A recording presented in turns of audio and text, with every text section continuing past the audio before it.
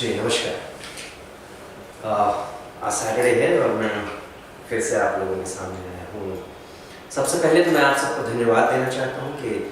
जो मेरा पहला वीडियो था, जो मैंने एक्टिंग से रिलेटेड और ऑडिशन से रिलेटेड बात कही थी,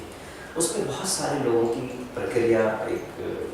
उसकी बहुत जो वो एक प्रोसेस हमने तय की और उसके बाद जो सबकी प्रतिक्रिया आई, मैं बड़ा खुश था उस चीज़ से कि और बहुतों ने बहुत प्यारी बातें उसमें बड़ी अच्छी बातें की कि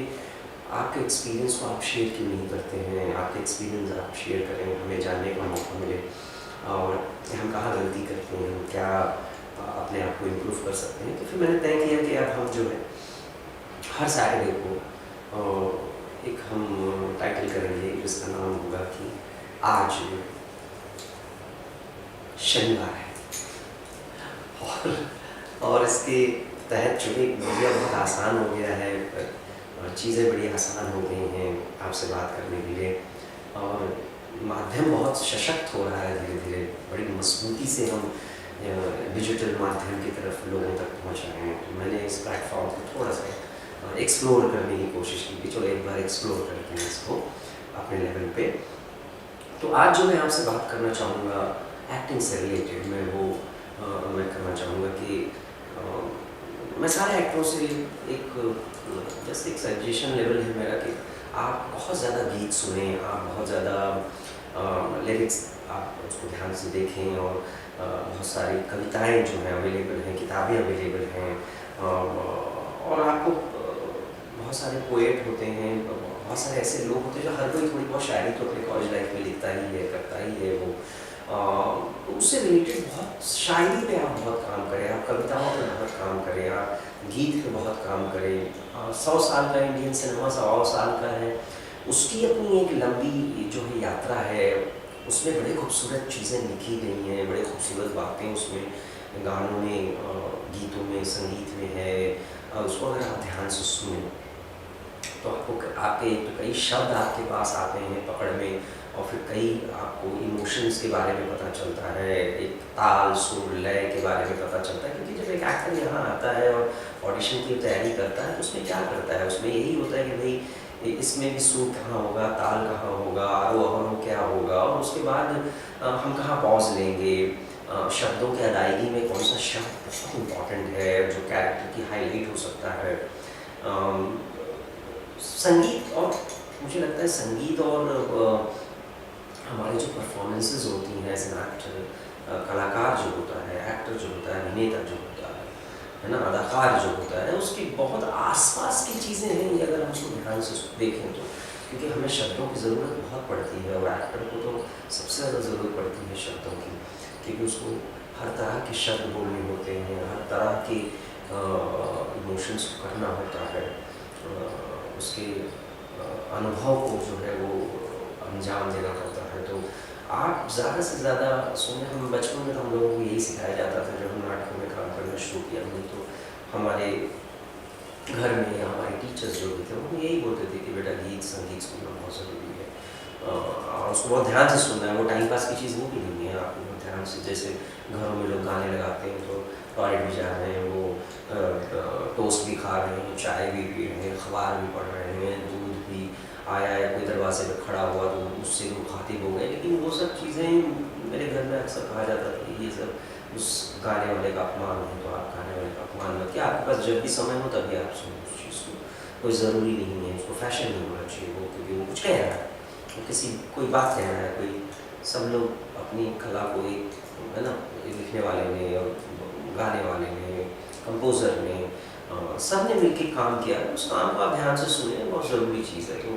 हम लोग सुना करते थे, कभी कभी बहुत सारे गीतों पे काम किया है मैंने। जो मैं पढ़ाता भी था जब मैं कॉलेजेस में या वर्कशॉप्स में, अपने एक्टिंग वर्कशॉप्स में जब मैं लोगों से डील करता था तो उसमें पढ़ाता था, तो बड़ा चीज़ें बड़ी बदल जाती हैं आपके जीवन में, कलाकार बड़ा उम्दा होने लगता है, वो धीरे धीरे वो गढ़ने लगता है, जैसे कुम्हार होता है गीली मिट्टी लेता है, वो चाक पे रखता है, वो उसको यूं घुमाता है और वो मिट्टी बीच में होती है और उसको धीरे धीरे वो स्पीड उसकी बढ़ जाती है और वो शेप देना शुरू करता है। तो मुझे लगता है कि आपके भी जीवन का एक बड़ा चक्र होता है उस चाक की तरह, और जब आप उस चक्र को पूरी तरह से आप देखते हैं धीरे धीरे, तो वो जो मिट्टी है जो बीच में जो लोंदा होता है, वो खुशबू वाली मिट्टी और सोंधी सोंधी सी, और जो तालाब से वो आती है, और कुम्हार जो है उसको खूब अच्छे से उसको ना सान के उसको उसके बीच में रखता है, तो उससे एक शेप करता हुआ एक वो चीज़ सुराही या उसकी जो भी चीज़ें हैं जो उसको एक नया जीवन देता है उसको। ऐसे ही तो हम कलाकार भी होते हैं, तो मुझे लगता है कि वो सब चीज़ें होना बहुत ज़रूरी है, एक आर्टिस्ट के लिए बहुत ज़रूरी है, आपके लिए होना बहुत ज़रूरी है। सोर्सेज तो बहुत अवेलेबल हैं, तो आपके पास गूगल बाबा हैं, गूगल था जिसको मैं गूगल बाबा बोलता हूँ, तो सारे बाबाओं के बाबा हो गए हम, तो बहुत बड़े बाबा हैं हमारे पास। तो अगर आप उसको भी सर्च करें तो आपको बहुत सारी चीज़ें मिल सकती हैं, अवेलेबल है। सिर्फ आपको ध्यान से उस चीज़ को करना है, उसको समझना है, पढ़ना है। और हर कलाकार के पास जीवन में 24 घंटे में 2 घंटा तो खुद को देना ही चाहिए, जो इस तरह के काम करे, वो लिखे, कुछ चीज़ें बोले, कुछ चीज़ें सुने, कुछ चीज़ें पढ़े। बहुत ज़रूरी है आपके लिए ये सब। अगर आपको एक अच्छा कलाकार बनना है तो मुझे लगता है कि ये सब आपको करना चाहिए। हम लोग तो आज भी करते हैं कि मैं तो बहुत गुनगुनाता रहता हूँ, कहीं गाड़ी में भी अकेले अगर हूँ तो मैं गुनगुनाता हूँ, अच्छा लगता है उससे नई बातें, और मुझे शब्दों का ज्ञान, पॉजेस का ज्ञान, अदायगी का ज्ञान, सुरताल का ज्ञान होता है। जैसे